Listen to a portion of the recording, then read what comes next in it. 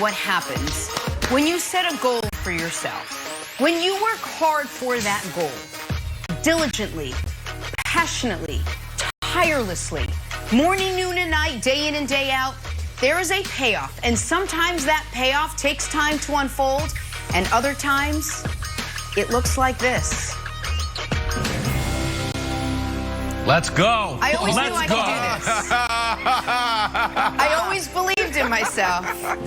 I've been working on this for 25 years, before Twitter even existed, my friends. And at some point yesterday, the general manager of the Boston Celtics saw what I said yesterday about the Boston Celtics and said, follow. And my job is done. And as from the greatest movie of all time, Love Actually, enough now. Enough. How do we know this is real? How do we know this is real? No, it's real. I checked. I went to Danny Ainge's Twitter page today and checked his most recent follow. He's only following 176 people, and Jenna is the most recent. It's 100% real.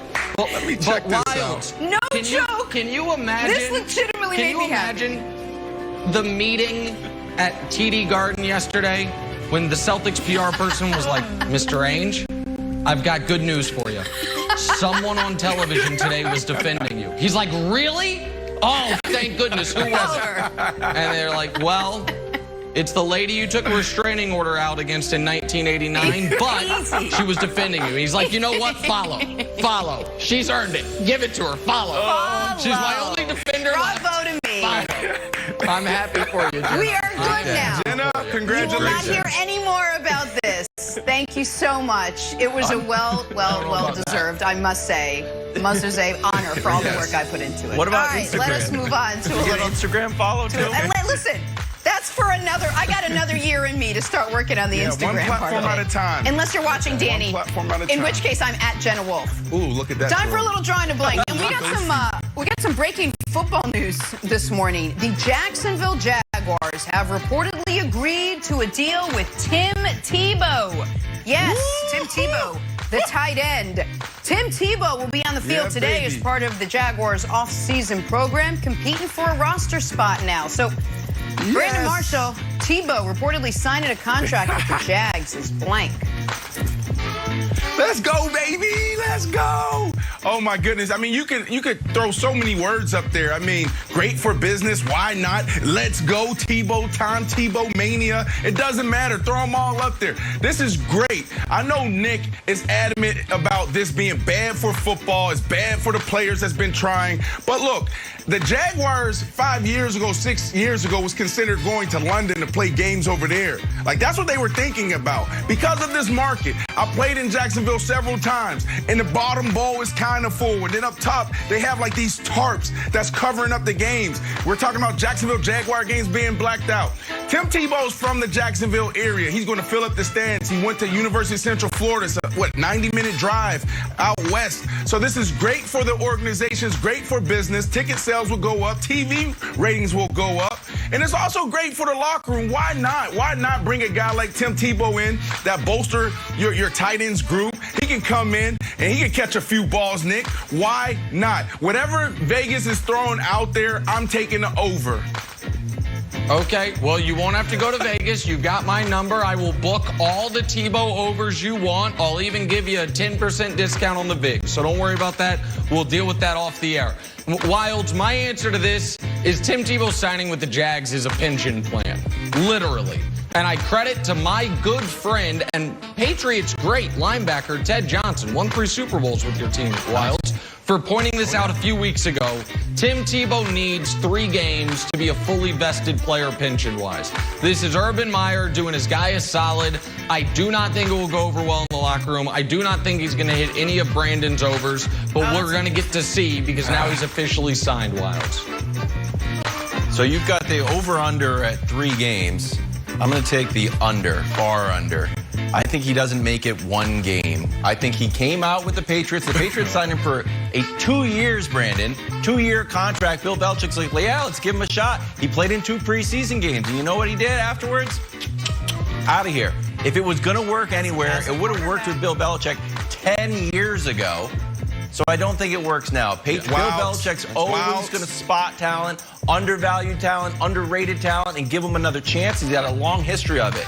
but rarely does he take a flyer on a guy, cut them, and then they go on to have success 10 years later. By rarely, I mean never. Go ahead. Wilds, 30 catches for Tim Tebow. Nick, 30 catches for Tim Tebow. That's one right there. Yep, maybe put the There we go. Rolex Let's go, on it. Tebow. Put the Rolex Let's go, on it. Tebow. We'll go Rolex against my watch. Let's do it. Let's see. Maybe Belichick Spot me just had 10. him at the Spot wrong me position, 10. Wilds. Back to basketball now after the playing game ended last night. LeBron and Steph seen embracing on the court. Little conversation. Some saying LeBron, the recruiter, back in action. Brandon, last night's post-game chat between Steph and LeBron should have Warriors fans feeling blank. Listen, Jeff Van Gundy almost had me last night. I'm watching the first half. I'm enjoying it because I just got this vision of Nick just sweating, right? Like Draymond Green all over the place on AD and LeBron James at times. You know, all the guys were knocking down big shots. And Jeff Van Gundy's like, you know what? If they had Klay Thompson, this team would have been really good this year. Next year, this team's going to be great. He started talking about Wiggy, started talking about the younger guys, talk about how Steph Curry is playing. And then I just had to remember, like, yeah, it kind of makes sense, right? The last 20 games, they won 15 games. The last 9 games, they won 8 out of 9. But the reality is it's the Warriors. Not very good. So I got to say, uh-oh, because Steph Curry was reminded last night that the team is not that great, right? Because they had this magical run the last 2 months. And after being beaten by a team that has a struggling AD, he's like, you know what? It's time for me to get out of here. So if I'm a Warriors fan, I'm like, uh-oh, Steph Curry may be on the move. Yeah, I think, Brandon, you're on to something here. So, Wilds. The question is, how should Warriors fans feeling? Warriors fans should be feeling like me. And by that I mean, and there are tweets that are still up, because I don't delete tweets to back this up. Once upon a time, I also could not fathom ever rooting for the Lakers. Once upon a time, I claimed to, oh, Lakers, oh my goodness. And then what happens is, your guy goes to the Lakers, and you're like, you know what? That's the greatest franchise in NBA history. Warriors fans, get ready.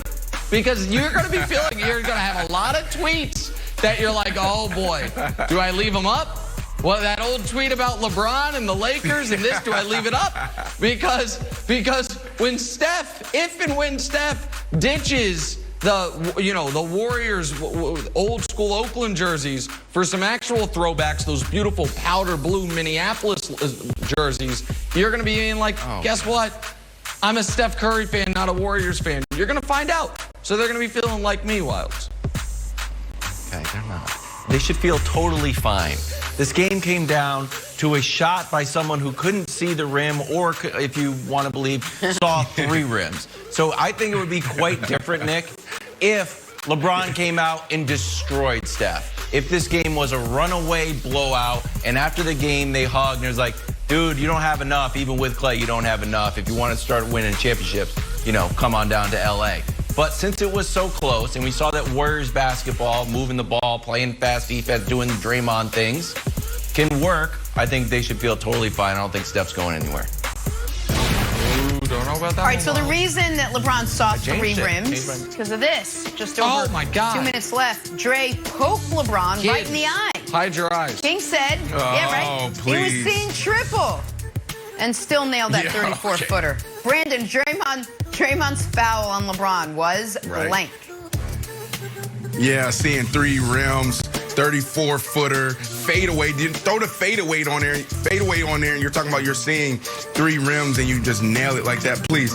No, this is, come on, man. Draymond's foul on this is Jordan rules. Why is it Jordan rules? Because if you go back and watch Jordan's entire career, this is what he dealt with every single night for 13 years, 15 years, whatever he played. Come on, the Celtics, the Knicks, the Pistons, and even the Lakers, Nick. So this is Jordan rules. LeBron James deal with this every so often.